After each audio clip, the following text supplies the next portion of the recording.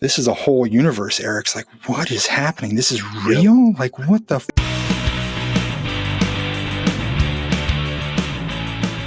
I'm here with Justin Beahm, who is, I don't even know what title you actually use, but we'll just say the owner-operator of Reverend Entertainment, who seems to be producing the vast majority of titles in my collection lately. Justin, thanks for coming on here. Thank you, Ryan. I appreciate you asking me to come on. Thank you. I mean, it's hard not to. If I was thinking about this earlier today, if I started to break down the number of discs that individuals had their hands a part of, you would be a large part of this collection behind me. Oh, that's an honor, man. Kind of crazy how much you've been affecting these last handful of years. It's been wild. It's an insane. It takes me back to my immediate thing is to say Johnny Carson, but I think it goes beyond that. It goes back to maybe Ed Sullivan's show when they used to have this guy come out and he had a bunch of sticks and he'd have plates and he's spinning and he runs over and it's like I have all these plates spinning all the time, and it's a wonderful problem to have, and only a few have fallen and broken. So I'm super grateful for all the opportunities that I have, and I'm just an eternal student of everything in life. And so the more I do, the more I learn, and I just continue to grow in ways and push myself, and it's really exciting to always have the diversity too, with I'm sure what we're going to cover here today. There's such a wide range of genres and types of projects and stuff. So it's a true honor to be part of all of it. Well, and just by definition, the idea of film is full of diversity, perhaps more now than ever before, obviously. But what you're able to be participating in has changed throughout the years, has grown, has developed, I'm sure. Mm-hmm. And with film, your passion for it, I'm sure, has changed throughout the years. Can you share where all that started for you? Just as a kid growing up with parents who were very open to renting stuff, they didn't ever foist their interests on me, I guess you could say. So it's not like I had a sports driven dad who made me love the Packers or something, or he only watched Chuck Norris movies and then you can't watch whatever else. It wasn't like that at all.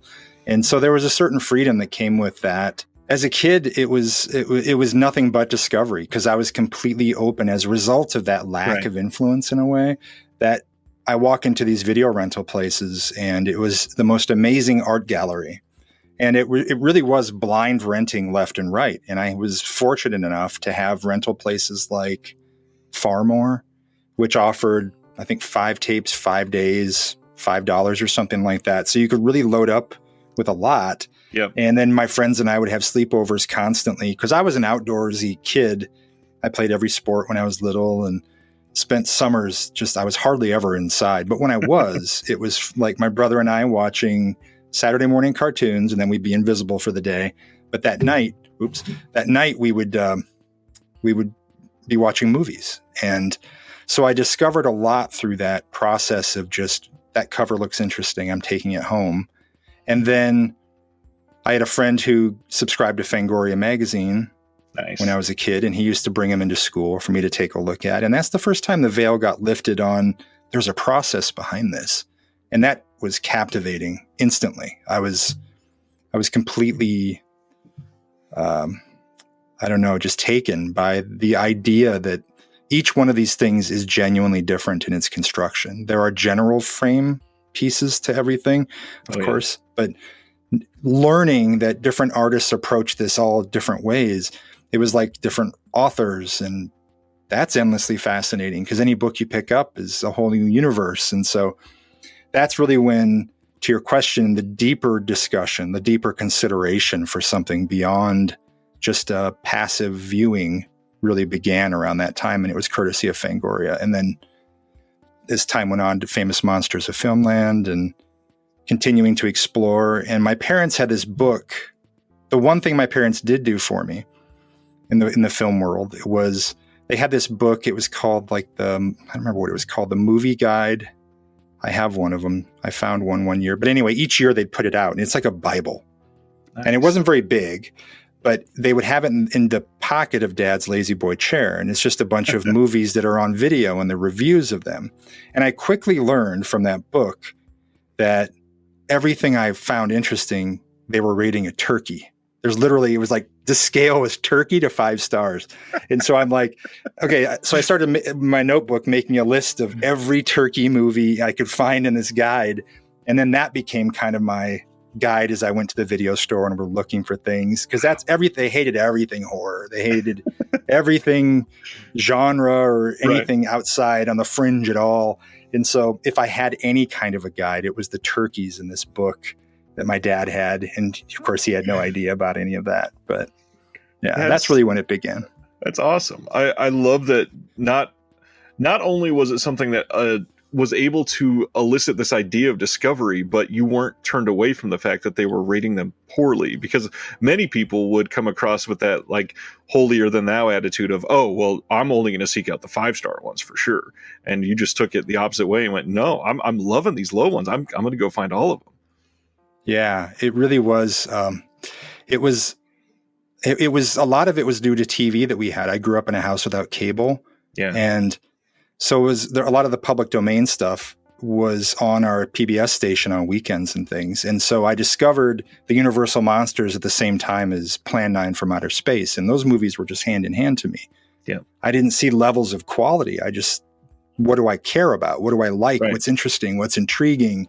And so I grew up without any kind of critical viewpoint on anything, really. I don't remember ever not liking a movie for anything other than it just maybe bored me, which I still think is the greatest crime a movie can commit. Really, it's kind of one of the only crimes that a movie can commit, in my opinion. And so that openness led me just, it was without boundaries, without barriers. There was no walking me away from stuff. And when you're reading the brief synopsis, and I'll grab this book in a minute here to show it to you, but when you read the brief synopsis of these movies, it became clear. You didn't even need the turkey. It became very clear what was going to be great. And it was going to have spaceships, and it was going to have Bigfoot, and it was all this other stuff, monsters and ghosts and whatever. I mean, so maybe that's actually, now that I'm saying this out loud to you, I'm realizing I've never been a fan of reviews. I've never written reviews. I've never participated. Even in all my years at the magazines, I was just doing features because there's a lot of incredible reviewers out there who do the job really well. Right. But I've never needed or desired that kind of guidance, I guess you could say. Yeah. I would rather bump into something and not really care for it than be shied away from something and not know. Yep. So that continues. And I think that was really born from that book. And those turkeys. So I posted this video with William Bibiani, who's been a critic for years. And one of the things we discussed was film criticism at its heart really is more about helping others discover films, because you find somebody that your tastes are similar, rather than I'm trusting this person to dictate that I should go watch this specific movie or not watch one. Yeah, that's good. That's really good. I maybe it's just because my sense of adventure is so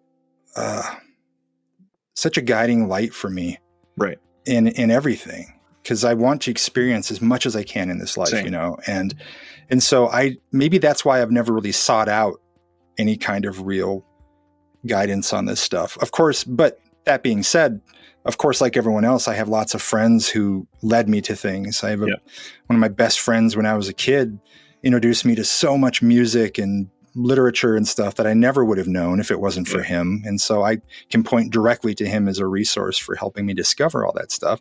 And we all find things some way or another because we're in the vicinity of it, right? So, but that, I mean, I just, the film criticism thing, there are the voices that I enjoy and that are relative to that sphere are the voices that are really distinct.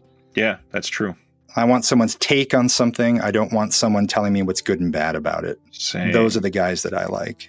So. And the hard thing nowadays is because the internet has democratized all of this, there's so many voices that shouldn't have that voice, to be completely frank. Well, I'm a firm believer that everyone should. I'm very democratic about my opinion on that, because I think that it's just like you said, while everyone has an opinion, everyone put their toe in the stream at some point. Right. And that's for everything. And especially if you have a taste that's kind of off the beaten path, it may take a while to find someone that you really trust. Yeah. I've heard so many stories and interviewed so many people over the years who talk about having maybe a video store clerk that they really trusted. And like, oh man, I would, yes, I went to 8 different stores, but there was this one guy, Ricky at Video Palace or whatever it is. I knew if he had it on his wall, I was going to love it. And I think that those voices are important for us for sure, but it can take a while to weed through that. And it may be through some link to a link in a comment, and someone says you should check out the reviews of, and then you end up on someone's blog. And that's where I found so much of the most amazing stuff, because it's completely unfiltered.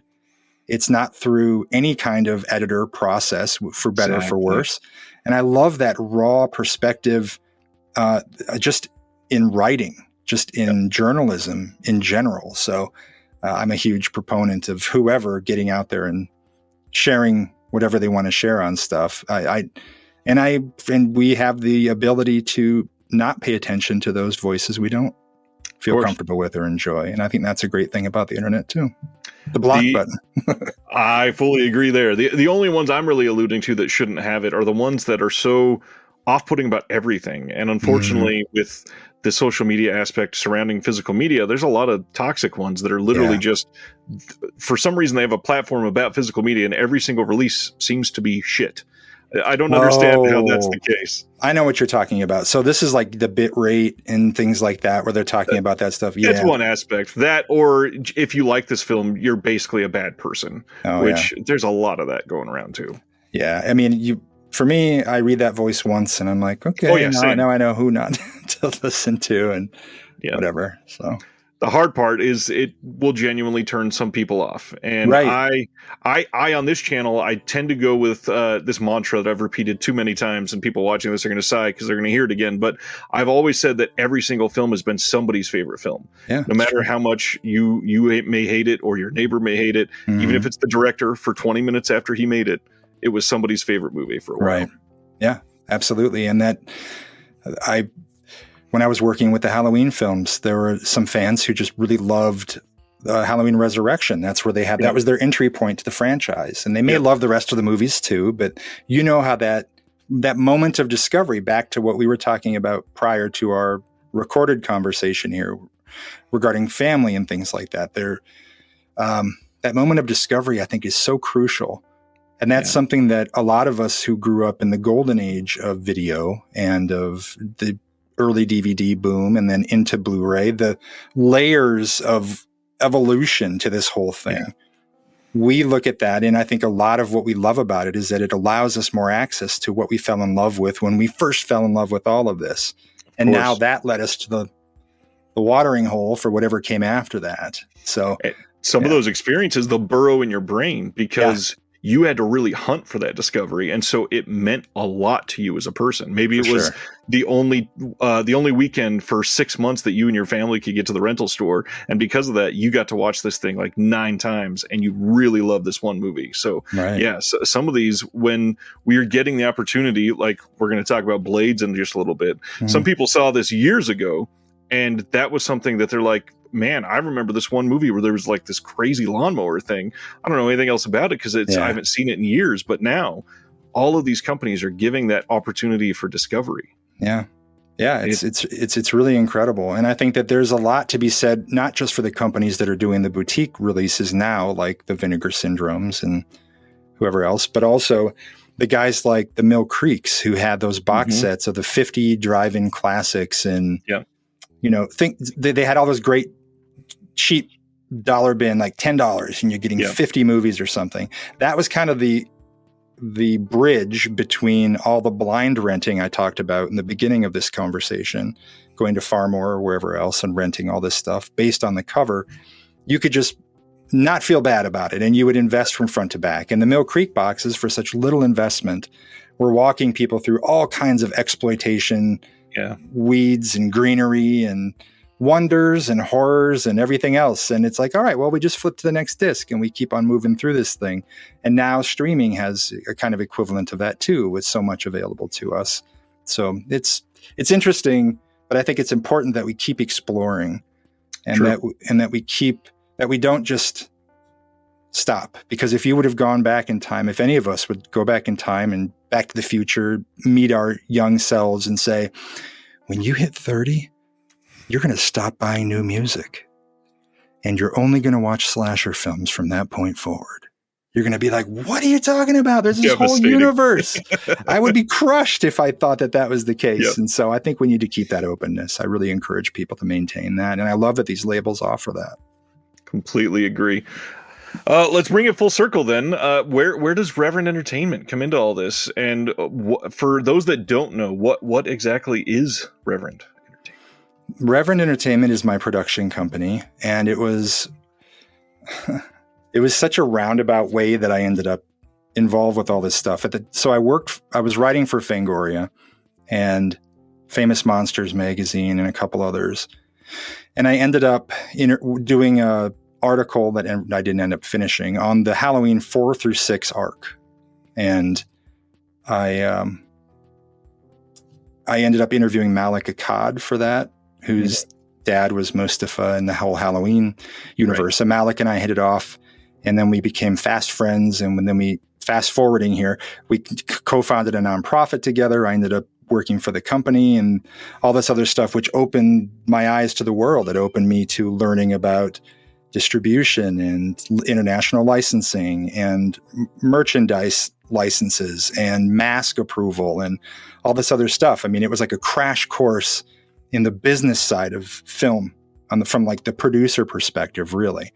And for that, for the Halloween universe, we decided to do Halloween 4 and 5 for Anchor Bay on Blu-ray, because neither of them at this point, maybe 2010-ish, 12, I can't remember what year it was, but they hadn't yet made their way to Blu-ray. There have been some great DVDs, but we were ready for the next format. And so initially Anchor Bay just wanted to do very bare bones releases, but I pushed for something. And so I thought, well, let's do something for each, with commentary for each. And so I got Dwight Little on 4. I got Don Shanks, Michael, on 5, and then did those commentaries. And those are the first real pieces that I produced. Reverend didn't exist at this point. It was just me. It's still pretty much just me. But that ball started rolling then. And then I met Cliff and Jeff at Shout Factory. They came up to me at a convention that I was at and started talking about this Scream Factory that they were going to launch. And they had this list of titles. And they're like, what would you do if you could do something? And I pointed to Taint Girl, which I love that movie. I've been long obsessed with it. And I pointed at, what else was it? I think it started with Taint Girl. And then I was brought in by Michael Felsher on Town That Dreaded Sundown to do commentary. And then on Prince of Darkness as well. So I did Alice Cooper and John Carpenter on that one. And then the wheels were really moving. And at this time, I was hosting a lot of stuff too. So I ended up meeting Felissa Rose at the Big Bear Horror 5 Film Festival, which sadly is no more. It's an amazing event up in Big Bear, California, in my precious mountains up there. And we hit it off and got to talking. And anyway, long story short, figured out that we could probably take Sleepaway Camp somewhere. Like, it didn't have a home at this time. And Anchor Bay had critically flubbed a box set release on the film and its 2 sequels, and then sort of lost footage of the Survivor thing. Right. It's a neat set, and the Survivor is really the real catch in that thing. And it was just cool to have them at all. So I still have it. I still have that one. But the Sleepaway Camp that was on there was horribly cut. I think it's missing several minutes of footage in it. And so we wanted to find a good home for it. And I had been doing this stuff with Shout. And so I contacted my guys, Cliff and Jeff. I said, would you guys want Sleepaway Camp? And it was like, yes. So that was a quick process to get that thing underway. And then that became the first release that I full-fledged front to back produced. And Reverend it's a name that I just kind of came up with as we're in the editing suite on the day that we were, because at that time I wasn't cutting my own stuff. I was working with this great editor, Justin Cruz. He's just incredible. I mean, supernaturally talented, and on to he works with DC and all this stuff now. Nice. But he was the first to really put my hands on the keyboard and go look, you can do this, try this. And so we walked through things on a couple previous releases, and the rough cut of the Sleepaway Camp I assembled myself while he was out doing other stuff, and he came back and then we tightened it up, and he added all this amazing stuff to it. And that and then at the end, I needed to have a name at the top of it. And there was some advice that John Carpenter had given me years prior during a conversation for Fangoria, that he's like, the best thing you can do, he's like, make sure you put your name on what you do. True. He said, if I wouldn't have done that on Halloween, no one would still probably know who I am. So he said, if there's one thing you do, it's please do that. And so I made a point to do that. So if you look at Sleepaway Camp, Justin Beahm's Reverend Entertainment, and I've kept that above it ever since, just heeding John's advice. If there's one person I can take advice from, it's him, right? Wow.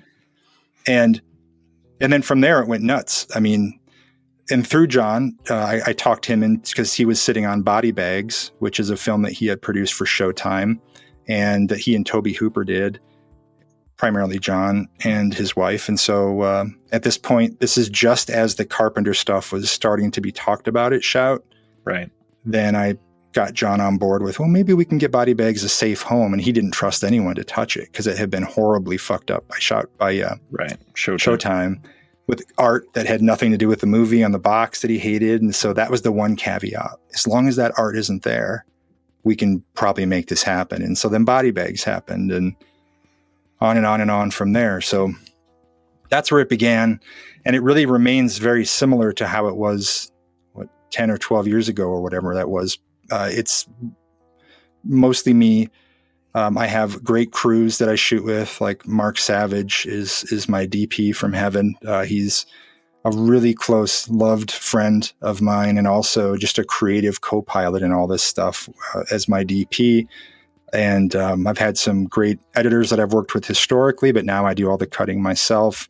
Wow. And so it's wearing a lot of hats, but it's very creatively satisfying, especially as I mentioned earlier, just continuing to grow and learn and get better at things and little tricks. And it's really fun for me. So that's the long-winded version of the Reverend story. We're going to get even more long-winded then. One of the things that we seem to get asked a lot in the comments on these is when people are saying they're producing extras, what all are you doing? It was say, maybe the difference between like an audio commentary and an interview. What is Reverend doing for both of those? So when it depends on the company, but it's kind of same function ultimately for everything. So let's say Shout Factory comes to me with a title and they say, hey, we've licensed X. We'd like you to do it. Here's the budget. Here's the due date. What do you think? And I'll go, yeah, I can. Yeah, that's good. That's great. And then they just turn me loose. And that's been a wonderful thing with them, especially they've never really said, I can't think of a time they've said no to anything that I've come up with for ideas for these things. So the next step for me is I make a wish list. I start digging around. Okay, who's alive? If it's something I know about, I might even know, there's this great article in Fango, because I have like dozens of boxes of all the horror magazines I've been saving from over the years. I'll pull something out and dig through. Oh yeah, I need to get him, her, the production design, and this was incredible. So I just make a wish list, and then I just start working through it, reaching out to agents, publicists, the people directly is the best way if I can. And then once they come on board, if they agree to do it, that I'm scheduling a location and a crew, or I'm shooting it myself. And so I set dates where I block interviews, 3 or 4 in a day maybe, and then the next day 3 or 4 more. But I have crews all over the place, so I can, I have most countries and certainly all over the US covered with people. And so regardless of where anyone is, I can set up either an in-person interview or do the commentary. And commentary can be done in a studio, and that can even be done remotely. Like on Town That Dreaded Sundown, I had a historian in Texarkana, Texas, and then I also had me on the other end of it in Cedar Rapids, Iowa, in this surf guitarist basement. Then we were connected and just recording on both ends. Then on the opposite end of that spectrum is going into a studio. There's a couple that I really love in LA, and getting people together on the tracks in person, which adds a whole new, a very important, I think, layer of connectivity between folks. Right. And then, so let's say that we get these interviews booked. I have the dates. I have my crew lined up. If I'm going to be there, I try to be there as often as I can. If not, I'm conducting remotely through a laptop, which is, especially since COVID, has been more accessible and more acceptable to people. But then I go about the research. So for each interview, I'm digging as far back as I can, and I go way back. Like I have subscriptions to all kinds of things like newspaper archives, and I'll get back into their college yearbooks and seeing what kind of productions they were a part of and what really made them tick prior to the thing that we're talking about. Because I really try to, especially with Shout Factory, wanting individual interviews instead of all-in documentaries. Like Sleepaway Camp was all in. Really, the last one that was all in for me, I think, might have been Silent Night, Deadly Night 1 and 2. The second one was everybody in one. But for the most part, they want individual interviews. Point being that then I can really spend some time with the person and I can go through their whole history. Right. And really, and then so then I'm doing all the research. I'm writing the questions. If it's an interview, a commentary, I have notes that for whatever road we take, I follow them.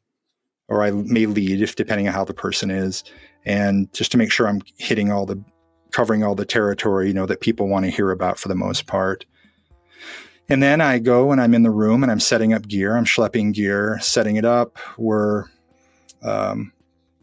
setting the shot and the lighting. We're making, the locations can be any number of hazards for audio, especially in these things. And so we have to scout this stuff out and practice through it a little bit. And then I'm conducting the interview, and then I'm taking the footage, and then I'm bringing it home or having it sent to me. And then I'm cutting everything and getting the files. And then at that point, I'm also accumulating other materials like photos from the production, behind the scenes footage, and then assembling the whole thing, putting it all together, and then delivering it to the people. And throughout that, I'm keeping in touch with the team about what I'm doing. So I'll send an update every few weeks to Shout. Here's the full list. Here's the title. Here's everybody I have shot. Here's everybody that I'm working on. Here's everyone that I'm still trying to get, might not make it. I don't know. I'm trying. But I keep going on these things until the absolute 11th hour. And that's another great thing about Shout. And it's, for better or for worse, it's also resulted in some things not being listed on packaging. Like even on Dead Silence, James Wan isn't on there. But I was dead set on James being a part of it because he said he would. And then it became a scheduling conflict because he's so busy with Megan stuff at that time. And finally, I'm not kidding, the day it was due, we shot him. So the footage had to be, it was shot, and I had to conduct that one remotely because it came up out of nowhere. Like one day, like, okay, now he's ready and it's tomorrow. We need hair and makeup. We need this and this. And I'm like, you got to scramble. And that's the other part of this too, is there's so many curveballs from all around. So many personalities involved. There's no real easy path through to the finish line on these things. Right. But with James, it's kind of unfortunate and kind of funny. You can tell when reviewers or people who are noting stuff do watch the features versus just listing what's on the back of the box, because same thing with the Friday the 13th box set. I don't think any of my stuff is listed on the box at all. I don't think it's anywhere.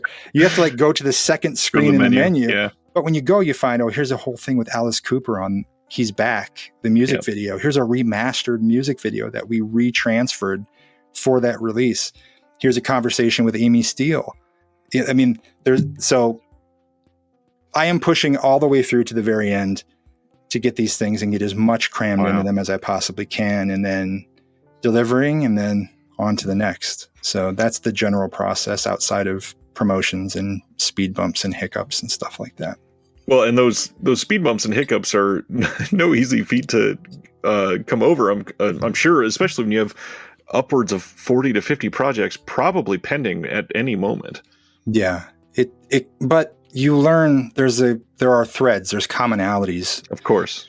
It's kind of the same things that might crop up here and there. And so scheduling issues tend to kind of work the same for the most part. Someone can't make it all of a sudden. Okay, well, we'll get him in another day. I have someone else that I can then slide into that slot. And then we're still making our day. And we're still maximizing the investment that I've made on location, on crew, any other rental stuff that I have to do. Because I want to use every dollar. I have to. The budgets on these things are minuscule. Right. So I have to maximize all of that.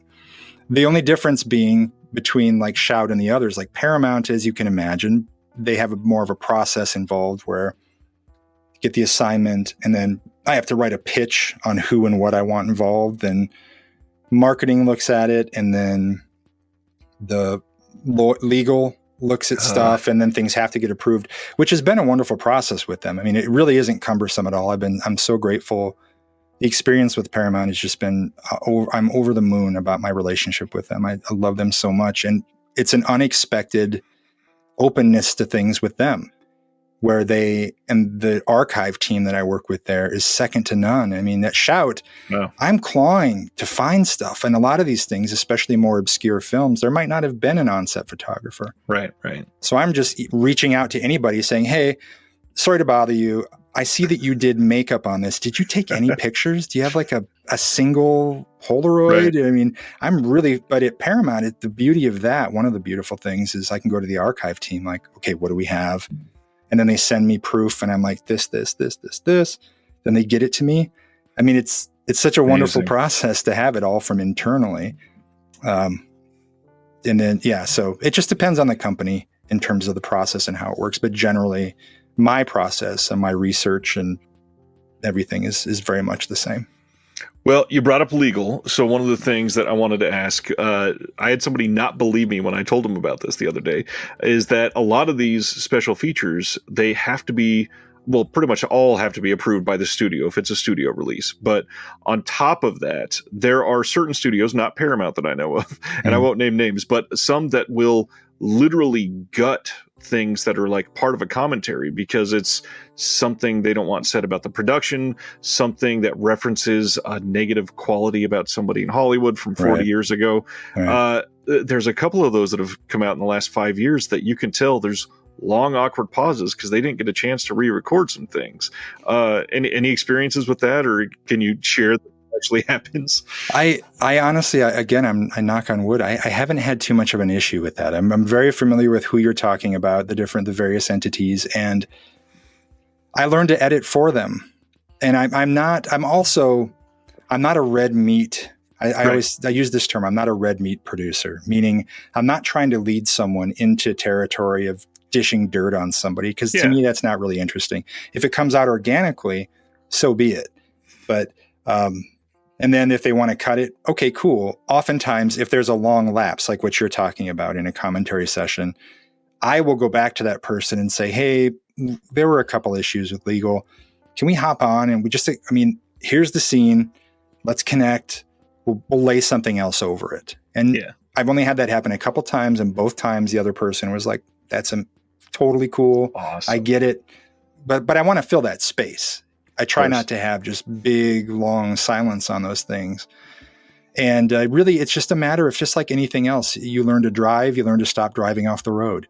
Yep. And in this, I learned so I can move quickly through the post process with a studio, because it can be laborious if you have to go back and back and back. And early on, of course, I had that happen a little more.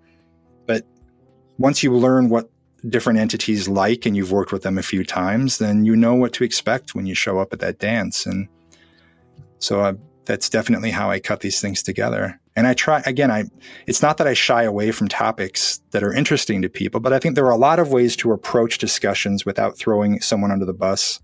Agreed. You have to be considerate of the subject too.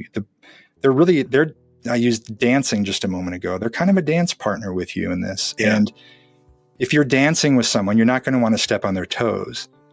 And a lot of times, this dancing thing, to take it even further, you get lost in that. What makes dancing wonderful is when you're lost. It's when you're in that person's eyes and you're whatever. And so that the romance of that moment, the magic of that moment, is in the fact that neither of you are even thinking about where you are. Right. Or you are just completely swimming in that connection. And so it's very much the same when you're having an interview or a commentary and you're really connecting with somebody. I speak for myself. When I'm really connecting with somebody, I let it lead where I'm always way over prepared. So like I said, whatever road they go down, I'm going to follow them, and I'm generally pretty ready for the most part. But that path of discovery is so wonderful. And I don't want to just go, okay, like if, have some deep emotional moment and then have to cut right to the next thing. So like they're sharing some story about their childhood, and then I go, what was the makeup process like in this? Like right. a hard, so you have to follow that. But, and I think that in that, I mean, the point of what I'm saying is that a lot of people kind of forget they're on record. Yeah. I've had that happen a lot. And I mentioned Silent Night, Deadly Night 2. Eric Freeman was very much that way, where he was recently rediscovered. Justin Powell was the one who actually connected me with Eric to be able to participate in that. And this is a whole universe. Eric's like, what is happening? This is real? Yep. Like, what the fuck? And my friend People Scott, care? my best friend in the world is Scott Perlman, who's another producer. And he had a whole project, a documentary that he was working on called Finding Freeman, which is based on this movement for people to try to track Eric down because they love him so much in Silent Night 2. Anyway, Eric, this whole thing, he was just like a kid in a candy store. Like, what is happening? And we're shooting all this crazy stuff. But when he's got down on camera, he's just the real guy who's been away from the business for decades. And he's opening up about what he tapped into to play that character. And in the moment when you're hearing stuff like the connection is real, but I know this isn't going to be in the cut. Right. Because you have to have that kind of respect and consideration for them. I believe that's how I handle my stuff is so there's an element of protection built into that, and to the point of the legal and making sure that there's not these long lapses of things that have to be cut out. It's that same respect that you have for that subject when you can approach a topic that may be sensitive, that maybe they even had some bad feelings about, in a way that's not going to get them in trouble and that's not going to put the track in jeopardy with the studio or something like that. Yeah, I obviously I'm nowhere near on your level with what you're doing, but even with stuff like this, that's come up many times where somebody I mean, even before you and I started talking, there was an actual connection there. And when you really are deeply ingrained in what you're doing, there's this mutual respect, and you kind of forget what's going on and that there's an outside world sometimes. And when you get to that point, it does feel like it's literally creating art. You're lost in this space. You are putting passion to paper or to hard drive or to whatever you're doing. And you're not thinking about asking about the makeup department or thinking about what's going on necessarily unless you have to. And yeah, it's real easy to get lost in some of these, but the important thing is that mutual respect, because I'm not here to be inflammatory about anything. You're not here to be inflammatory. So it doesn't make sense to, try to create controversy. Yeah. And I mean, if controversy happens, it happens. I have had some exactly. pieces, like I'm blown away on Child's Play last year. I'm blown away that more people didn't pick out the David Kirshner interview stuff, because I love David dearly. He's an amazing person. He's the executive producer and executive producer on various versions of the Chucky franchise. But David's story is amazing. I could go on just for an hour talking about David he's incredible. He was the album cover artist for Neil Diamond. He won a Grammy for his cover art for The Jazz Singer. David Kirshner, producer of Child's Play, did that. He invented Strawberry Shortcake. His story is absolutely, he worked with Michael Jackson on all this crazy stuff. Hocus Pocus is his. All the Wizard of Oz revival stuff is his. I mean, the Halloween Tree, the greatest, I think, Halloween cartoon ever produced, 100% him. And so David's an amazing guy, but we ended up in this exchange, and he started sharing stuff about Tom Holland on the set of Child's Play. And I was like, whoa. And David stopped himself at one point and he goes, no, let's go. I have a good lawyer. So he said, leave it in. And then, so he said that in the moment, but even so, afterwards, as I was cutting this together, I messaged him. I'm like, are you still sure you're cool with this? And he goes, yeah, go ahead, man. It's fine. Wow. So it's in there, and I'm not going to say what it is, but I'm shocked that it kind of lets me know how few people that are on the reporting side of things really, and I know it's a lot, especially on usually I have 5 or 6, sometimes 10 interviews on these things. I understand that's a lot to dig through for a single review. I totally get and respect that. But, I encourage everyone to watch David's if they do want to get a little more into territory that typically doesn't end up on this kind of stuff. He was totally cool with it though. So it did go there. Wow. That's, that's one of those releases that I've actually tried to hawk to people multiple times, because the special features alone are so worth the upgrade from everything else that we've ever gotten for that franchise. Yeah, I appreciate that. And I saw someone, the Child's Play 3 is one. Yeah. I have this thing about movies that haven't gotten a lot of love or that haven't been thoroughly explored that I just go completely overboard. And Child's Play 3 was that, not because it's my favorite in the franchise, but it just ended up that I ended up getting a lot more people. And I'm like, let's keep going, because it's been so bare bones forever. And it's kind of the one that everyone points to and goes, but there's more there. Like Jack Bender, the director, Game of Thrones, all this huge stuff that he's gone on to do, Lost. Initially hesitant to come in on that one, to participate. Finally, he comes on board, says, well, my wife kind of talked me into this. She said, this is my chance to do it, which I've had happen several times. And that commentary that I had with him on it was so amazing, because we're watching the movie and you're hearing his revelations. He says, Justin, I bought into the negative hype. I bought into all the naysayers for so many years. I thought I made a bad movie, and I've stayed away from it, and I haven't watched it, not since it came out, because I honestly felt kind of embarrassed of the fact that I had done this. He said, but this is good. And you hear him, sometimes he does fall silent for a moment. And that's when I'll let the silence roll a little bit, because I can see that it's happening. And then he'll be like, wow, look at that shot. When we did that, and then he'd tell the story about it. And by the time it was done, he thanked me for the experience. He's like, you helped me like this again. And I could go grab it. I had a DVD as a backup copy, because I always send a digital version to the studio that I'm going to record in. And I always bring the Blu-ray or DVD or whatever as a backup, just in case. I had the DVD, and he had signed the release. And so I had everything kind of sitting on a table. And he goes, can I see that Blu-ray? And he grabs it. He slips the cover out, reaches over on the engineer's desk, and there's a pen. And he writes, Justin. He's like, thank you for helping me love this. Jack Bender. He signed it, and he slipped it back in there, and he put it back, handed it back to me. And I don't ever ask for autographs or anything, but like, what a real moment, because that helped him do something. That really helped him in a way. And the same thing with Alex when I was talking to Alex on the first one, it's happened a few times, like with Felissa Rose at the end of Sleepaway Camp. She starts crying. Alex starts talking about Don Mancini and what an incredible human being he is. And Alex is so grateful for what Don has brought to his world, just like Felissa at the end of Sleepaway. And one of the things I always end with, which is often a bit of a tearjerker, is, what's your relationship with the film now? And Felissa just paused in the Sleepaway interview, and she looks at me, and then her eyes just well up, and she goes, it gave me everything. And she starts crying. It gave me my kids. It gave me my husband. It gave me my world. And then she nods as tears are rolling, and then I fade out. Eric Freeman at the end of Silent Night, Deadly Night 2, I asked him the same thing. And you see this moment of revelation. He's looking at, he's like, I wish there was someone else on screen other than me, because he's very hard on himself. But he said, I think I'm getting it. I think I kind of understand now. And then he's looking at the floor, and then he goes, and you just sort of see something settle in him, like an acceptance of this thing that he had shied away from for so long.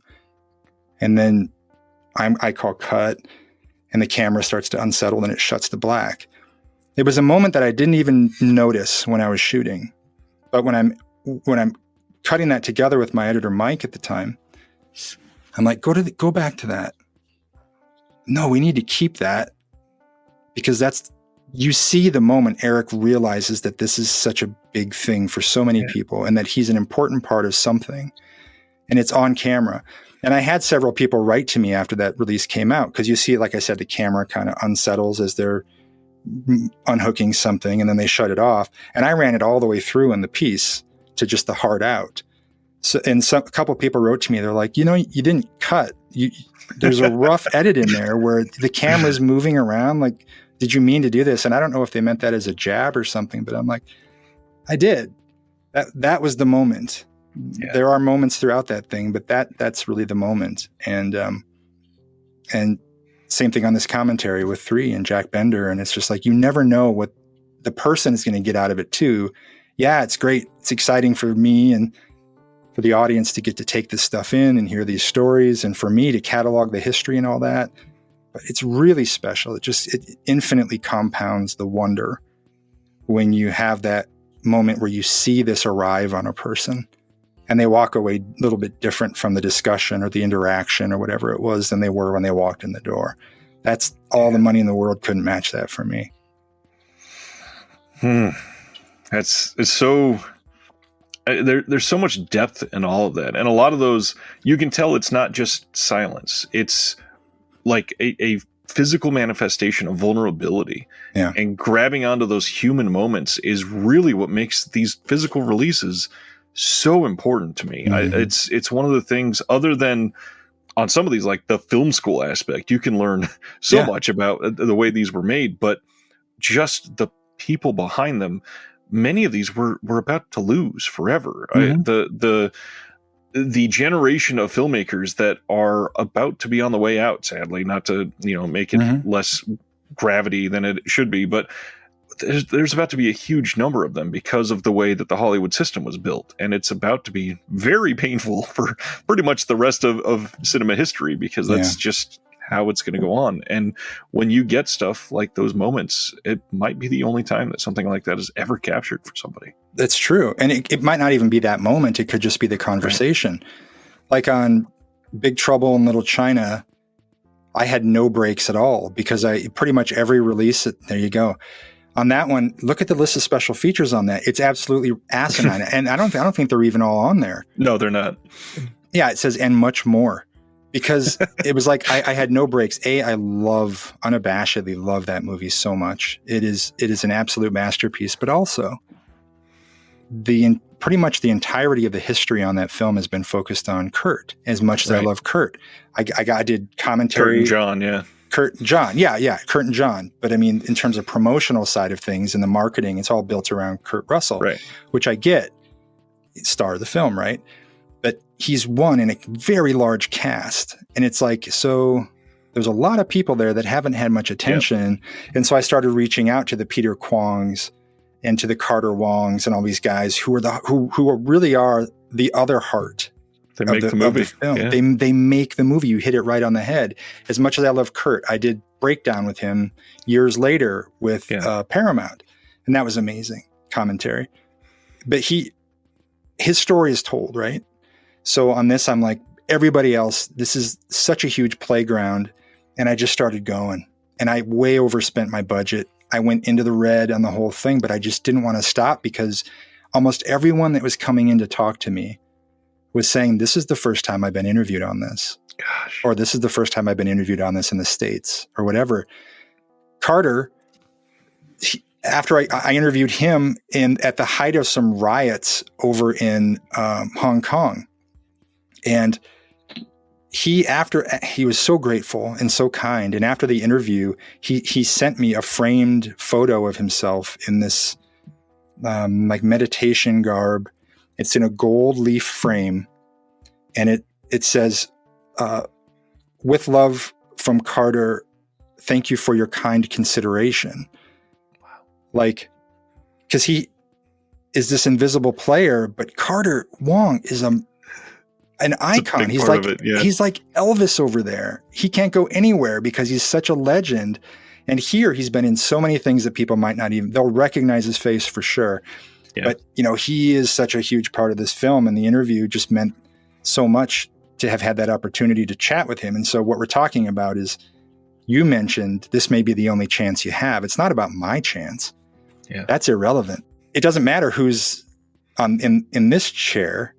It matters that we capture some of this, because these guys are not going to be around forever, and they're not going to be accessible forever. And there are some who have left the business and won't be heard from again.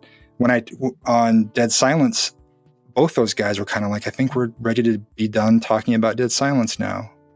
When it was done, because they have a complicated history with the film, but they came on board to do this, and they did it, and they gave some incredible conversations and materials for those pieces.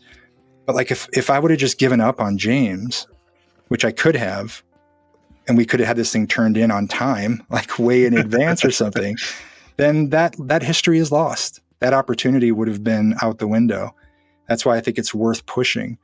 And so I'm a huge proponent of continuing to mine as long and as deep as we can on these things to collect those stories, because it doesn't matter who it is, they were key players.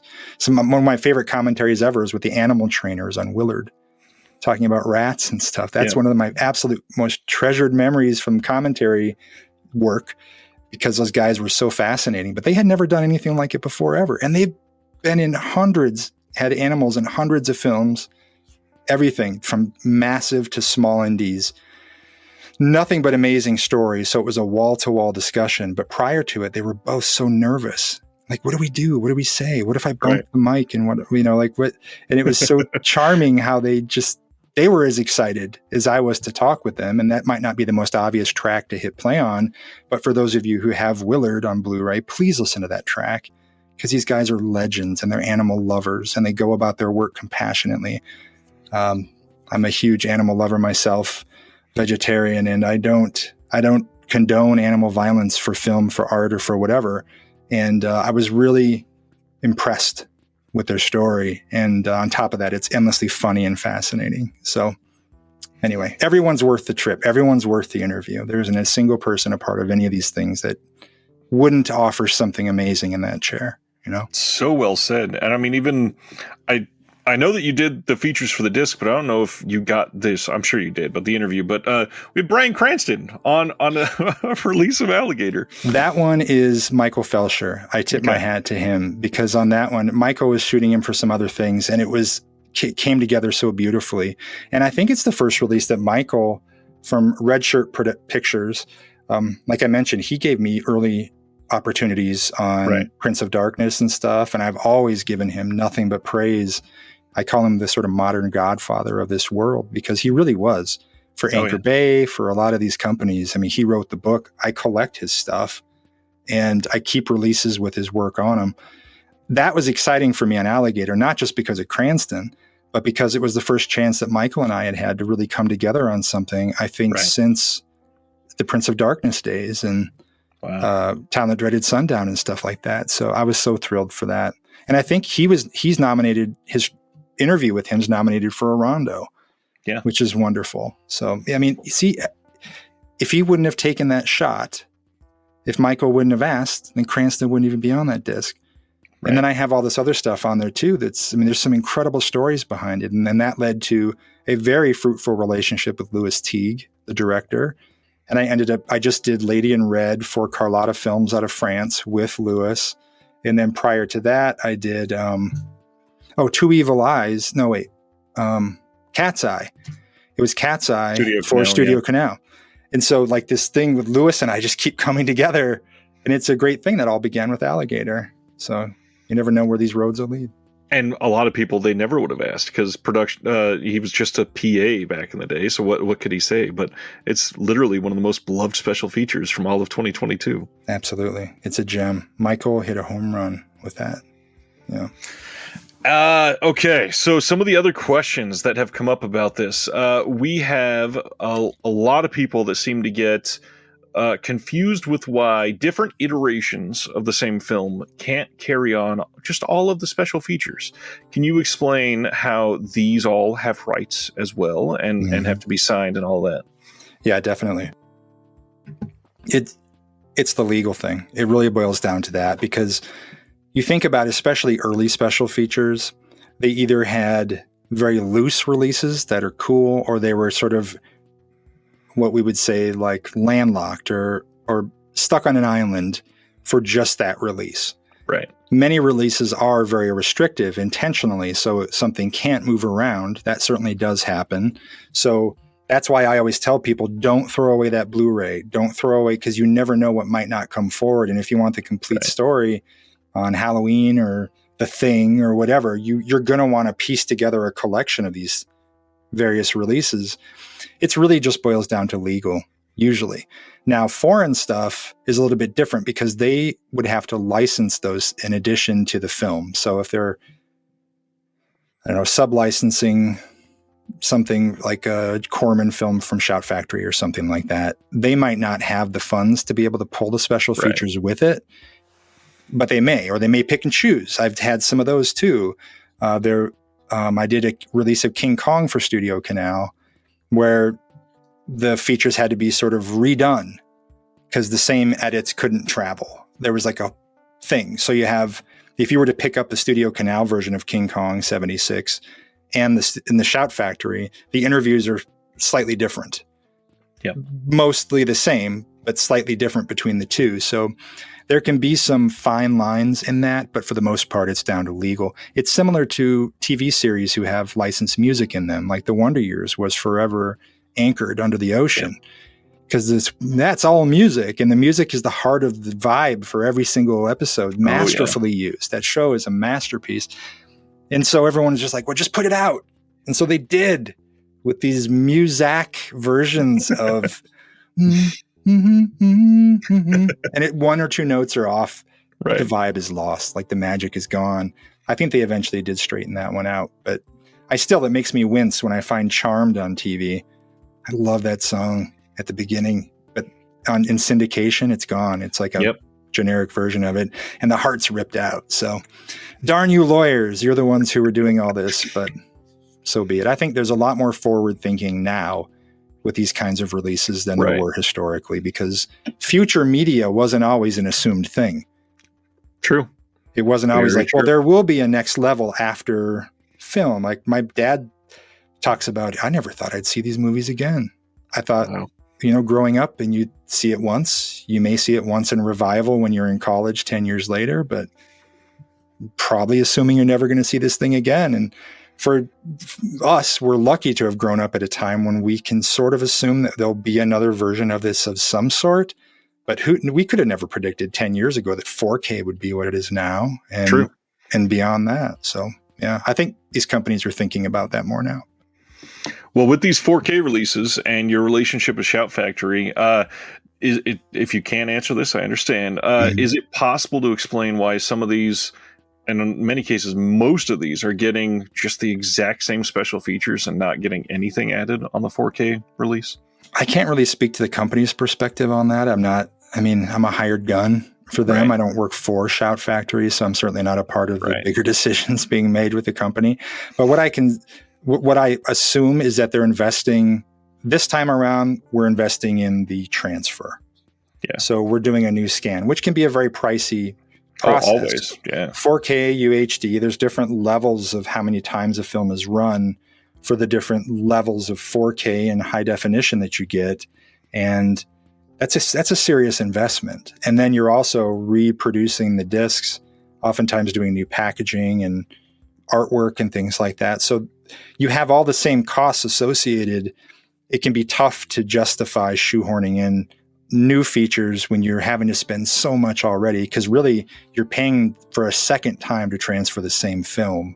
Right. And it's an incredibly pricey process. That's what I've always chalked that up to. There are some where we do get to do that, where we do get to throw a few extra things in. But I just think it's the cost associated with the new transfers, which Shout Factory does invest in. There are companies out there who don't. There are some companies who put stuff out on Blu-ray, and it's the literal same thing that was on the DVD that you have sitting next to it on your shelf. And I'm proud that Shout doesn't do that, unless they're forced to by a studio or something. Yeah, Shout has done a lot of great things over the years. I don't think anybody can fault them for that at all. The amount of special features that we would just plain never have. I mean, we just showed Big Trouble in Little China. The back cover is that full and doesn't encompass everything. That is insanity. And we're getting that not only from Shout Factory, but you're helping companies like Vinegar Syndrome or one of their old partner labels. You've done TerrorVision, one that we haven't mentioned tonight at all. I believe you did this release for Ronanflix, right? Yeah. Any fun stories with that one? Because that one, I feel like that release still goes under the radar quite a bit. It does, and I think it's just because the kind of limited distribution. Yeah, because Ronin's limited. Now, I think because they did the box set version, which you have the disc of there, but also then there was the standard release that doesn't have a slip or anything. I think that one's done fine, and that carries over as far as I know, most, if not all, the special. No, I think it's most of the special features, maybe not all. But that was a real passion project because I'm friends with Scott Beck and Brian Woods, who made the film. They're also the writers of A Quiet Place and 65, which just came out, and The Boogeyman, Stephen King's The Boogeyman coming up, and wonderfully talented guys. We're all from Iowa. And I remember working on their student film stuff back in the day. And wow. When Haunt came out, the studio, I remember what studio it was, they just threw it onto DVD at Walmart. Yeah. It wasn't even a Blu-ray. Like, there was no plan for a Blu-ray at all. And so I call the guys and I'm like, what? And they're like, well. So anyway, long story short, we ended up being able to work this out. And I'm sure that involved a lot of polite nudging from them to Universal or whoever it was. I think it was Universal. And we eventually got this to happen. Now, Ronin, I have a good relationship with through Cliff McMillan from Shout Factory, also is one of the primary guys at Ronin, one of the co-founders. And so Ronin is very open in terms of stuff. Like, they don't have a real genre that they stick to. They became known for martial arts and they moved into a lot of different realms. And that openness I knew would serve this release well, because Scott, Brian, and I came up with some wild ideas for stuff to include in this thing. When I pitched it, luckily everyone at Ronin, Cliff included, was just like, oh, we love this movie. Yes, let's try to make this happen. And then everyone came to the table and it worked out great. And then we just kind of went wild. So there's early home movies from Scott and Brian on there.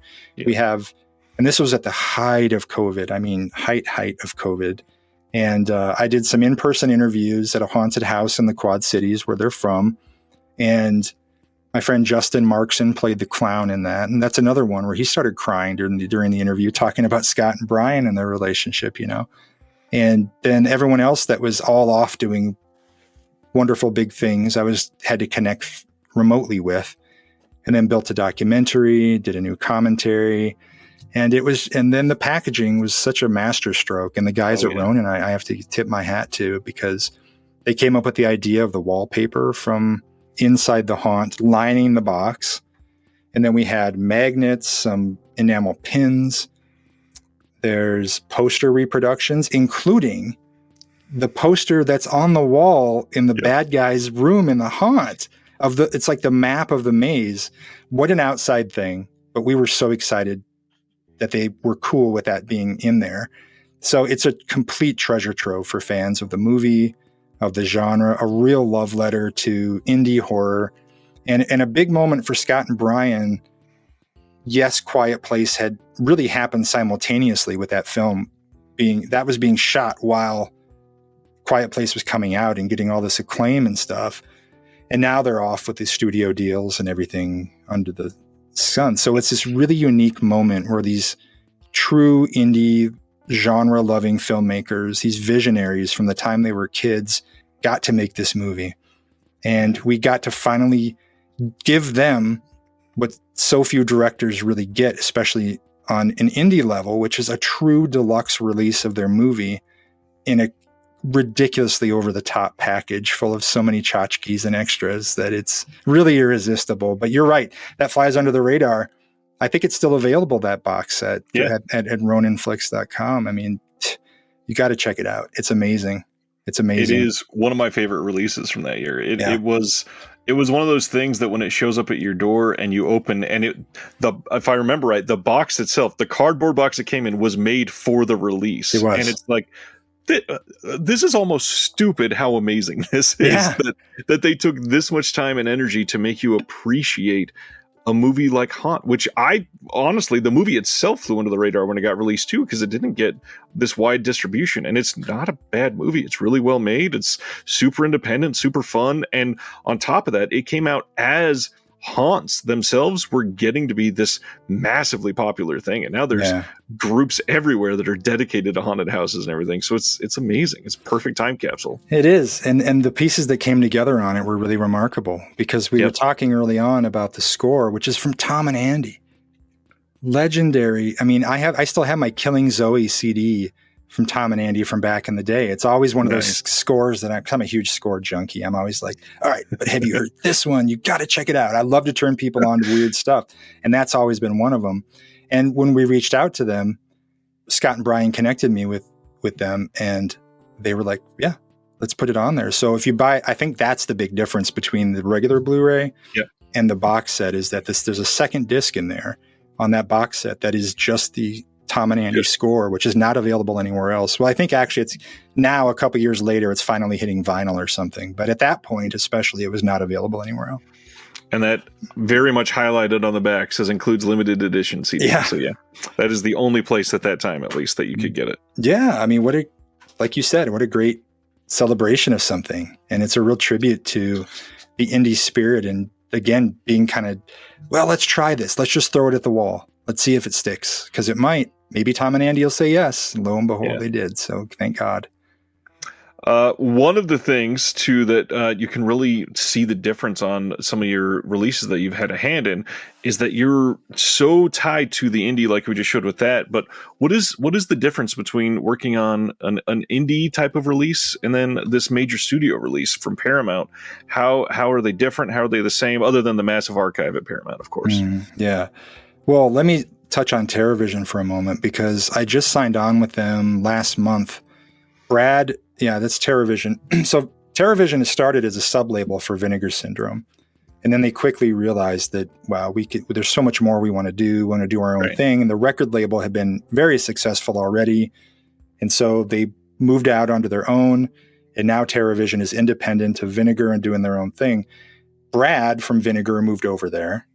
And then we started talking about, well, maybe we can team up. Maybe I can do some features, maybe whatever. And then it kept growing and growing. And now it's a 3-man operation, really. I mean, there's in addition to the artists, I mean, like the heart of it is Ryan Graveface, Brad, and then me. It's like I'm the third man. I like to say I'm like the Hulk Hogan. Remember, and did you watch wrestling in the 90s? Oh, yeah. Remember the whole thing about the third man in the NWO, and then Hogan made it himself. Anyway, I'm the third man in TerraVision. It's so nerdy. But it's really exciting because they're truly growing something in a grassroots way. It's from that heart that we've been talking about. You know, what made, like at Shout Factory, Jeff and Cliff push and push and push until the miracle of a Friday the 13th box happened. Right. It still blows my mind that they were able to accomplish that. TerraVision, everything is for the right reasons. And they're really doing things with the audience in mind, and their creative energy in how we discuss things and how we're approaching these projects is so incredible. And it just really invigorates all of us, I think, creatively. And I'm creating trailers for movies that never had trailers.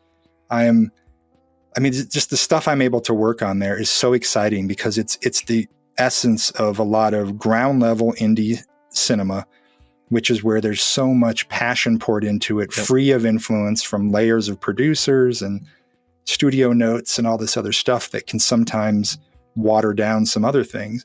So it's like pure artistry. It's like an indie gallery.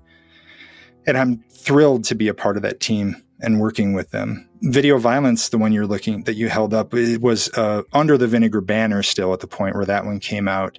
And groundbreaking shot on video stuff. But for that one, I was just editor. So they sent me the things and I cut everything together that had already been shot because everyone was kind of self-shooting themselves at that point for the most part, I think, if I remember correctly. And so the experience at TerraVision, though, like now I can really speak to TerraVision. Video Violence, again, was very early and just an editing gig. Now I'm A to Z creating all this stuff, mixing things, cleaning up films. I'm I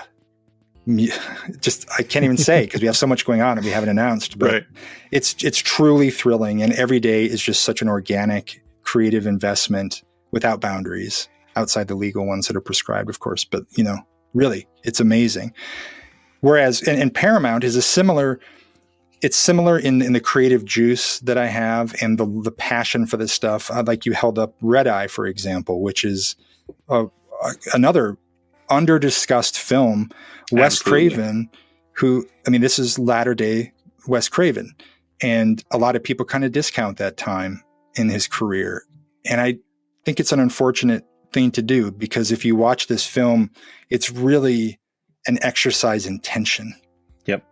he does in that plane, kind of like what Romero did in Night of the Living Dead in that house, where the ghouls at that time were the pressure on this pressure cooker. That was the temperature rising, but it was the people inside where the true ugliness and brutality and the conflict and the survival and all of that. What a masterpiece Night of the Living Dead is. I just went to the cemetery for that when I was in Pennsylvania 2 weeks ago as I was traveling through.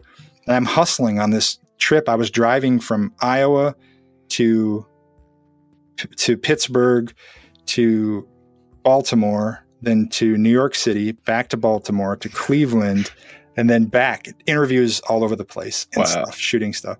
Anyway, passing through Pittsburgh, and I was just pulling into town as the sun was starting to set.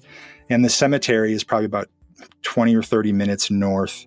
I had to do it. I'm like, that movie is so instrumental for me. So I had to go up there and check it out. And I'm by myself. They're coming to get you, Barbara. And I'm like trying to I have the movie playing on my phone and I'm trying to take pictures of the headstones the same way.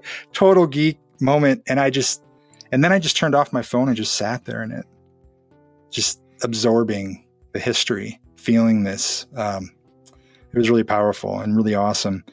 There's that vulnerable silence again. Yeah, totally. Absolutely.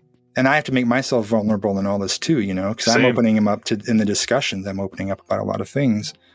But the thing with Red Eye is that and I think maybe because this is such a misunderstood part of Wes's career, there was a lot of Wes Craven Presents stuff happening at this time. Yep. And so I wanted to get someone who was a part of it who could speak to the greater picture. And that was Patrick Lussier. So Patrick I mentioned my DP Mark being a creative co-pilot for me in a lot of ways. Patrick was that for Wes for many years. They were working together on things. Patrick was directing things for Wes, certainly editing for Wes, but they were very in sync with each other through the ups and downs and the twists and turns all the way to the very end. They were close. And so I had Patrick come in for commentary, which was absolutely wonderful. And then I had this historian, John Woolley, who wrote a book about Wes, did a little interview piece about sort of what brought Wes to the dance at that point and where this positions in his career. And the whole thing just really, it's an example of similar to Shout Factory, similar to TerrorVision, where Paramount was like, yes, Patrick, yes. And John, yes. They were as there's a lot of horror love inside the company, big time, especially with their head of marketing, right. Todd, and kindred spirits for sure, but they totally understood what I was going for there. And so there was no pushback on any of that. And it became a really rich release of something that I think is kind of flying, pun intended, under the radar for a lot of people. And I hope they check it out. And on 4K, it looks and sounds absolutely incredible. The process wasn't entirely different on the TerrorVision releases now to the Red Eye experience with that, outside of the fact that I was doing a lot less on Red Eye than I do on the TerrorVision stuff. All right, my friend, I will shout out some rapid fire questions, and then I'll let you get back to your night. Okay. Probably some obvious ones for you. What is understated with Reverend that does not get seen enough, that isn't Willard or Haunt or something that we've covered tonight that people should really check out? A recent one is I've started doing some things for Paramount that are for streaming, which is unusual for me. This is kind of new. And Marcus Dunstan has a film, as well as, and Yoko Okamura, two directors that have recent movies through this Paramount and Epix and MGM relationship. So they're on streaming. And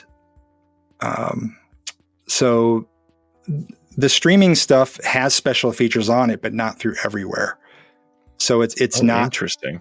It's not available through every streaming service, but I think like on iTunes or Apple, whatever you call it, you have the special features that come along with it. So those are kind of neat, and that's a recent thing. I'm scrolling through the releases here just to look back because it's hard to remember. But of course, Breakdown from Paramount is one that I'm so incredibly proud of, but I almost hesitate to bring it up because all of the Paramount Presents stuff is limited edition. Right. I don't remember how many thousand they print, but I think that one's out of print now. It came out in 2021. I believe it is. Absolute passion project for me, and I got honored to have Martha De Laurentiis's final interview. These special features aren't on the imprint release of Breakdown, right? Completely different. Right. Yeah, imprint was weirdly came out right before ours, not far before. But that's one of the part of the good fortune of having the archive team, for example. There's this alternate opening sequence that for the imprint release, they only had screenshots of. And then for ours, we were able to find it in archive and include it in full. It also has Jonathan Mostow commentary as an option over that. So, the Martha De Laurentiis interview, Jonathan Mostow, and the Kurt Russell commentary. I got Kurt and Jonathan together in a room, and it was absolutely magical. So, man, I hope that gets back into the general catalog at some point. I think that's in the plan, but even if, I don't know, if you can find this, if you're a fan of Breakdown, which everyone I've met who has seen the movie loves it. Oh, it's incredible. This release is an absolute love letter to that film and to all that those guys created. Looking through here, The Hand was Oliver Stone's first studio picture. And that's one that has, I had a really candid conversation with Oliver for that about this point in his life. And he admits during the conversation, he's like, I was working through my divorce on screen. He said, I should not have been making a movie then, especially a movie about a relationship falling apart. And, and he looks back and he's like, God, he was so open in the discussion. Really talk about vulnerability. He really made himself available in that conversation. And then it was Pressman, the producer, his final interview. He just recently passed away with his wife, Annie, who she's in the film as one of the leads. So The Hand was kind of an unexpected thing. On House of Wax, I got Paris Hilton for that, which was wild. The Last Castle. Have you seen The Last Castle? Yeah. James Gandolfini, Robert Redford, Mark Ruffalo. That's your top lining trio there. And this is through Paramount. This one is still available. But the brief story on that one is that it came out, it was in the editing suite when 9/11 happened. And their marketing campaign was it takes place in a military prison where there's an overthrow that eventually happens, spoiler alert. And the marketing campaign were the two towers of a prison smoking and an upside down flag tattered in the foreground. Not the best thing after 9/11. So the whole thing got scrapped and the movie just basically went invisible. Also, they had shot a final sequence where Redford's character's daughter kind of comes to term with her relationship with her father, as at his military funeral, the flag from his coffin is presented to her, which is actually a very symbolic moment after this very complex relationship that plays out during the film. It's a heavy moment, but at the time, the director, he mentioned to me that they had shot this thing, but it never even got assembled because of 9/11. They thought it was too heavy-handed a way to end the picture. So archive team again, I went to them and I'm like, is there any of this there? Because I wanted to cut maybe a couple snippets into the interview with him, with Rod Lurie, the director. And they're like, no, I don't think so. Nothing was listing in inventory. And then they went and physically checked. And then they found everything on the day. Wow. With audio, every take, every shot. This is the one you re-edited. That's right. Yeah. And so this is the one that without asking, I assembled it, finding shots, blending. I'm like, oh, this would be kind of fun. I just thought it was an exercise for me. And I sent it to my executive on that one inside, and they were very happy with it. And it ended up being included on the disc. On Monster Go Home for Shout Factory, I got Rob Zombie and Butch Patrick together on that commentary. That's super special. I've told the story behind Piranha a million times about Roger Corman and Dick Miller, my relationship with Dick, and Lainey, his wife, and then Dick passed away. And then Roger and I continued to do the commentary track and make it a real celebration of Dick and Roger's career, kind of a retrospective thing. That was really special. Yeah. I just had Elijah Drenner on, and we talked about Dick quite a bit. Oh, man. What a guy. on Harold and Maude, I got Larry Karaszewski, who's the writer of like Ed Wood and People versus Larry Flint and all these amazing movies. I got him along with Cameron Crowe on commentary. Yeah. And Cameron could speak. I mean, Cameron's written an essay on the film before. I mean, he's a huge fan of the thing. And then having those two together to talk about the movie and how the music influenced it and everything, that one was really special. I mean, God, but see, like you're hearing, with all of these, there's some kind of a story. Yep. On Blue Hawaii, finding all this previously unseen, this massive archive of images from the production. Like nothing in the realm of Elvis is unseen anymore. But here we found all these photos no one's ever seen before. Sounds like a simple special feature, a photo gallery, but there's stuff that no one's ever had eyes on before. So that was exciting to see those show up and be one of the first people to ever see them. So I don't know, if you go to my site at reverendentertainment.com or justinbeahm.com, same website. It'll be linked below, yeah. Okay, thank you. There's a past releases are now available, it's called, and you can scroll through and look at the details for each one of them. And man, there's a story behind it. There's stories behind all of them. I'm so proud of all of them. And that's the thing with all of them. You can tell that it's not just thrown together. This is having you on it, and not to gush for a moment, but having you on is like a really culminating moment for me, because I've looked up to your work for a long time, and not only for the inspiration behind proper interviewing technique and understanding the human aspect that is behind some of our most beloved art of all time, but seeing that you are grouping together with people like TerrorVision, and not that we're best friends or anything, but Brad and Ryan, they were just on the channel recently for, I think they were on for like 2.5, 3 hours for a live show. Brad is a patron of my channel. Brad and I talk, we text, just to see that you guys are able to work together. It's like a match made in heaven for me. And I'm just so appreciative for everything that you've been able to do for all of us that love physical media. No, man, I'm honored. I really am. And to hear about the interviewing thing and all that, just, I can't tell you how good that feels because I don't put myself in most of these things. And so for you to be able to glean that from it just means the world. And man, I mean, it's all about relationships, and it's all about connectivity. And yes, it's something that you and I are lucky to do, to be able to have these kinds of conversations with people, and the people who are listening and watching. I mean, that's offering them the opportunity to sort of be in the fly on the wall for that kind of stuff. Yeah. This is the essence of the organic element of this that I can't do in mine. I wouldn't want to be on the screen the whole time, but for you to be able to have these genuine interactions, and it makes sense that you would connect with a guy like Brad, because his heart's in the right place, and he's doing this for all the reasons that every fan would want things to be done for. That's a huge difference between one label A versus B. And so that's who I gravitate to. I'm endlessly loyal and loving and family oriented in my worlds, in my personal life and in my professional life. And so I gravitate toward that. I really do. And so same here, coming on the show. It's a tremendous honor for me to be here. And I really appreciate the thought that you've put into the whole thing too. That means a lot too. I'm trying to be very respectful of your time, but I can talk like 4 more hours. 2 more things. Dream project, something that you've never worked on, or something that is not in the works. What movie would you love to pour, 7 months worth of, I want every single special feature, and do everything to complete it? My white whale is Kiss Meets the Phantom of the Park. I can see why that's a white whale. Yeah.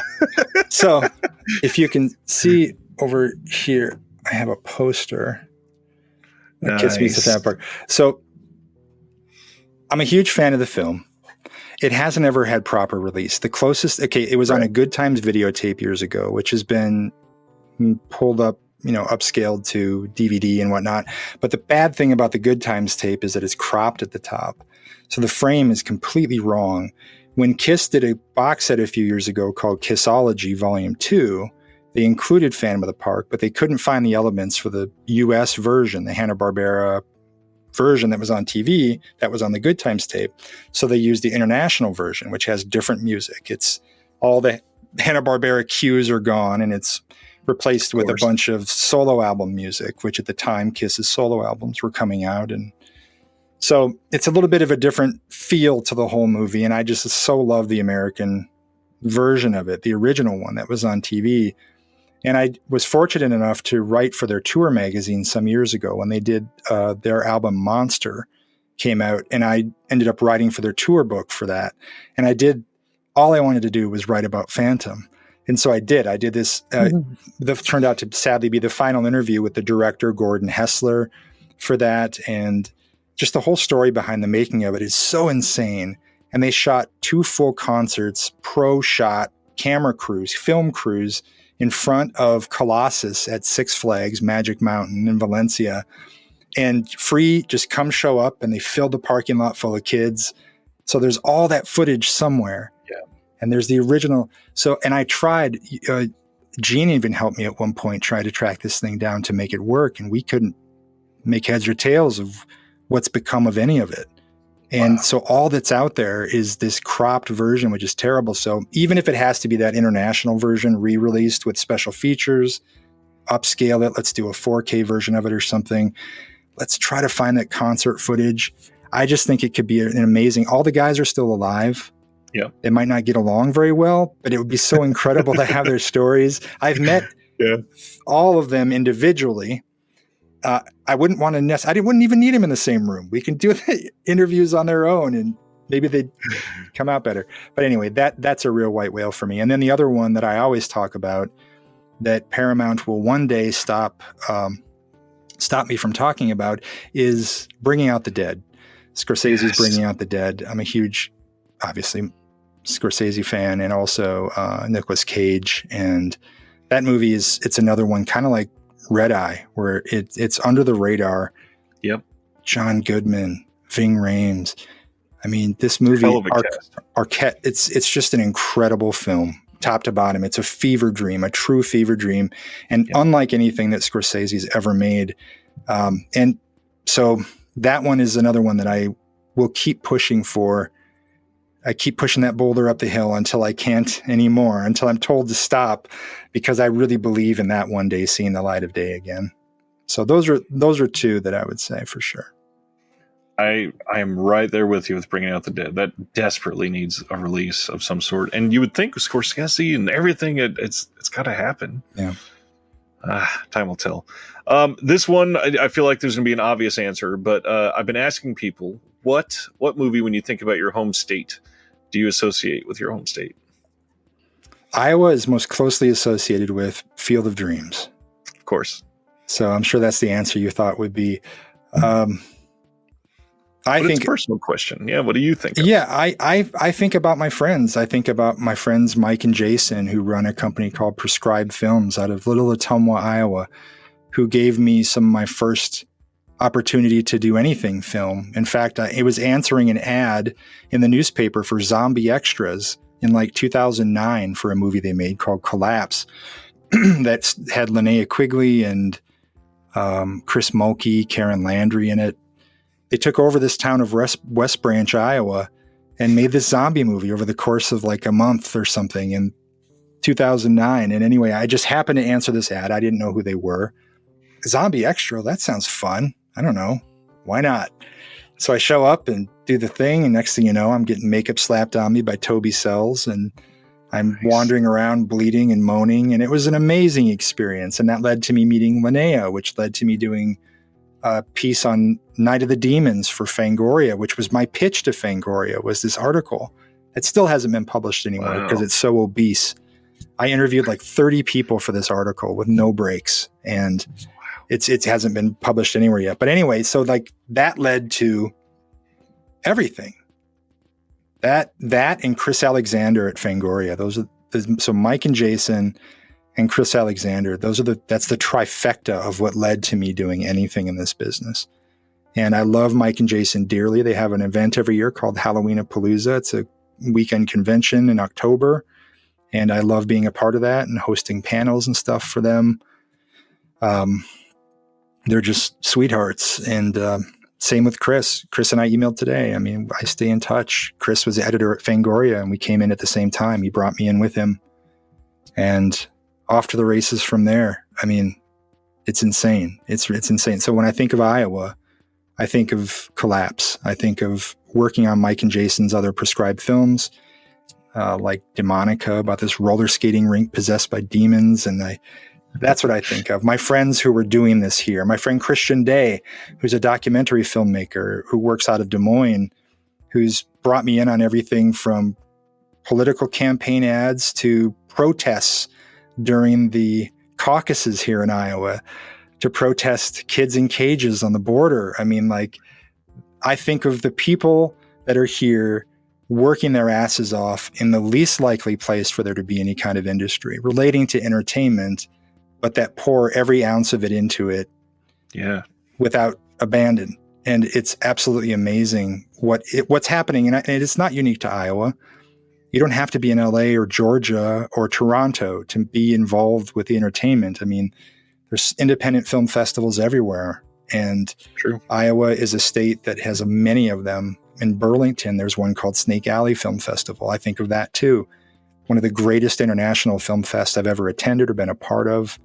Tad Good, Nikki Good, they do an amazing job with that. And so there's just so much happening here. And I'm honored to be in proximity to it and a part of any of it. And so I love Iowa. I'm very proud to be here and be from here. I really am. I go to LA, I come back, I go to wherever and come back. And there's always a walking off the plane and breathing deep and then settling. And then it's like, all right, back to normalcy. You know, I love it here. What a deeply personal response. I love that so much. And knowing that I'm so close, it's just so nice to see that people can be excited to be here and really enthralled in something that, I mean, it's called flyover country for a reason. This gets forgotten a lot by some people. Yeah, but if you're paying attention, if people dial in, and that's one of the great things about the homegrown horrors that Vinegar has done, those box sets where they spotlight this stuff. Bill Rebane just had that Arrow box set, Wisconsin's only full-time filmmaker and studio. There's just, and this is to TerrorVision. The line connects with that too, this regional horror stuff. Yeah. I interviewed a guy for some releases for Terror up in New York City the other day that he never had distribution. He would dupe his tapes at home deck to deck and then go to video rental stores and pitch the owners, hey, rent my tape out, let's do this. Let's get my stuff on your shelves. And I have so much respect for everyone who's working on that end for everyone in the business. Don't get me wrong. I'm not saying budget has any kind of is a deciding factor on investment or passion. But I just coming from here, not growing up in LA where I can take it for granted that everything's happening all the time. It's just the hard work and the ethic that goes into this stuff. It shines, and the song's a little louder here, to me at least, where it may be part of a cacophony elsewhere. Here you hear it clearly on every project, and it leads you to very good things with good people, which is all I care about doing in this business. Hence me being here today with you. So thank you.